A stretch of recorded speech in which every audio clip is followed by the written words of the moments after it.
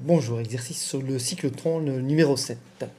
Alors, un cyclotron, donc une particule de masse m et de charge q, pénètre en C. C, ça veut dire le centre du cyclotron, avec une vitesse négligeable. Vitesse négligeable, ça veut dire qu'elle vaut 0. Dans un espace où règne un champ électrique E. Donc ici, à l'intérieur, il y a un champ électrique E. Cet espace est limité par deux grilles planes P1 et P2. Donc il y a une grille ici et il y a une grille là-bas. Assimilable à deux plaques métalliques distantes de D. D, c'est la distance donc entre les deux grilles métalliques ou entre les deux D, le D numéro 2 et le D numéro 1.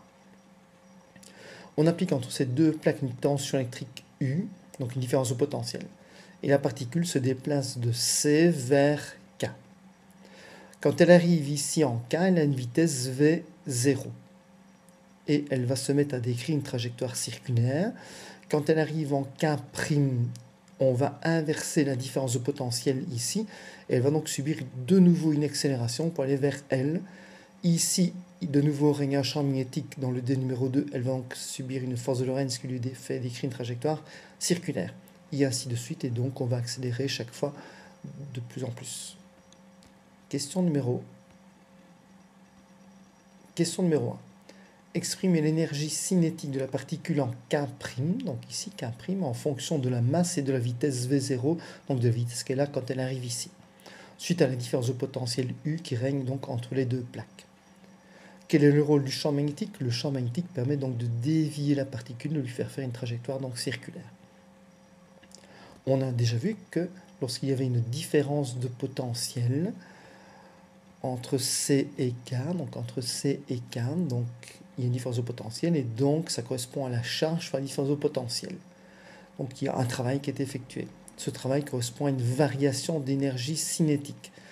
Et donc je vais avoir le travail donc, qui vaut petit q fois U, la différence de potentiel, la charge fois la différence de potentiel. Ce travail sera donc égal à la différence de potentiel, donc le potentiel que j'ai quand j'arrive ici par rapport au potentiel que j'avais au départ. Or, on vous dit au départ, la vitesse au départ est négligeable et donc vaut 0. Donc ceci vaudra 0. On aura donc Q fois U sera donc égal à la masse fois la vitesse au carré en K sur 2. Et la vitesse en K, quand j'arrive ici, c'est-à-dire ça vaut V0. Qu'on soit en K ou en K', ici on ne subit plus d'accélération ensuite à une différence de potentiel et donc la vitesse est donc la même et donc l'énergie cinétique est la même. Et donc l'énergie cinétique vaut Q fois grand U, c'est-à-dire la masse fois la vitesse 0 au carré. Vitesse 0, c'est la vitesse quand on arrive ici, donc divisé par 2. Question suivante. On vous demande d'exprimer le rayon 1, donc sur le cercle 1, le cercle C1, de la trajectoire C1 en fonction de la masse, la charge, la vitesse V0 et B. Il vous dit, lorsque la particule est dans l'espace 1, donc ici l'espace 1, le D numéro 1, le signe de la tension change de signe. Et donc on va inverser la différence de potentiel. Et quand la particule arrivera donc ici en K', elle va subir de nouveau une accélération qui va lui faire une autre trajectoire. Ici, elle va arriver de nouveau dans un champ où il y a une différence, où il y a un champ magnétique. Quel est l'intérêt du passage de la particule dans la zone E, donc dans cette zone ici? Chaque fois qu'elle passe dans cette zone, elle subit donc une accélération. On a donc ici, pour trouver le rayon, le travail, quand on va de K' vers L, ce travail vaut Q fois U. C'est égal aussi à la différence de potentiel, c'est égal aussi à la différence d'énergie cinétique, c'est-à-dire M fois V carré L sur 2 moins l'énergie cinétique que j'ai ici en K'. Autrement dit, l'énergie cinétique que j'ai ici, c'est Q fois U, plus, je fais passer ceci de l'autre côté, plus M fois V carré K' sur 2. Ceci, c'est V0. Et donc, on a que l'énergie cinétique en C, c'est-à-dire sur cette trajectoire-là, donc quand j'arrive en L, vaut Q fois la différence de potentiel, plus ce que j'avais comme énergie cinétique au départ, au point K', c'est M fois V carré 0 divisé par 2. la partie suivante. Donc la particule décrit ensuite une trajectoire circulaire C2, donc un cercle C2 ici, et on vous demande d'exprimer le rayon R2 de la trajectoire C2 en fonction de la masse, la charge et la vitesse V0, donc la vitesse que l'on a donc ici sur le cercle numéro 1. En même temps de B, champ magnétique, et de U, la différence de potentiel. On sait que lorsqu'une particule décrit ce genre de trajectoire, c'est parce qu'elle subit une force de Lorentz, qui est une force centrifuge, donc B fois Q fois la vitesse, est égal à M fois la vitesse au carré sur R, ici c'est le rayon 2. Donc le rayon 2, c'est M fois V sur B fois Q. V, on sait que, de l'exercice précédent, que l'énergie cinétique en L, donc la vitesse en L, donc sur la trajectoire 2, c'est Q fois U plus M fois la vitesse V0 au carré, donc divisé par 2.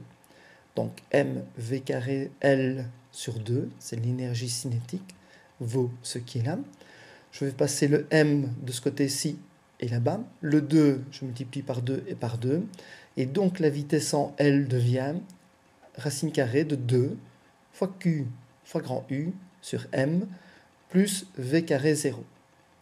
Je vais donc remplacer la vitesse en L qui se trouve ici à l'intérieur, pour avoir donc la valeur du rayon en 2.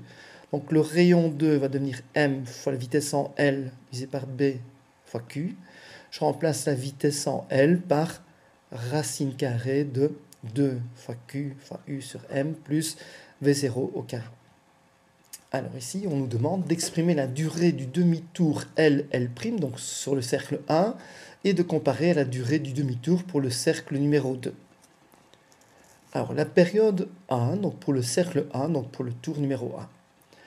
On sait que la vitesse, c'est 2π fois le rayon sur la période. Donc si la vitesse 1, c'est le rayon 1 sur la période 1. Donc la période 1, donc pour l'entièreté du cercle, c'est 2π fois le rayon 1 sur la vitesse 1.